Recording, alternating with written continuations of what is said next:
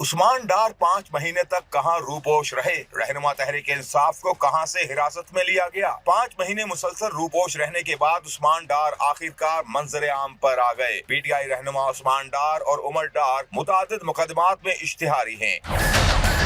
اس سے قبل سیالکوٹ میں ضلع انتظامیہ نے عثمان ڈار کی رہائش گاہ سمیت سیکریٹریٹ، فیکٹری اور شو روم سیل کر دیے تھے اور مختلف جگہوں پر ان کی تلاش کے لیے چھاپے مارے جا رہے تھے، لیکن بالآخر پی ٹی آئی کے رہنما عثمان ڈار کو کراچی کے علاقے ملیر سے حراست میں لے لیا گیا۔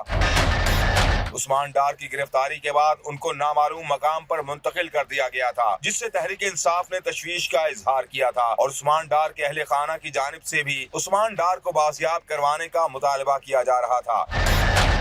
عثمان ڈار کی والدہ نے ایک ویڈیو بیان میں کہا کہ میرے بیٹے عثمان ڈار کو اٹھائے ہوئے آج 20 دن گزر چکے ہیں، مجھے کوئی علم نہیں کہ میرے بیٹے کو کہاں لے گئے ہیں۔ میں اعلیٰ عدلیہ سے ایک ماں کی حیثیت سے اپیل کرتی ہوں کہ میرے بیٹے کو بازیاب کروایا جائے۔ چیف جسٹس پاکستان ایک ماں کی پکار سن کر مدد کریں۔ مجھے امید ہے عدلیہ میرا پیغام سن کر میری مدد ضرور کرے گی، جس پر میں ان کی شکر گزار اور ان کے لیے ہمیشہ دعاگو رہوں گی۔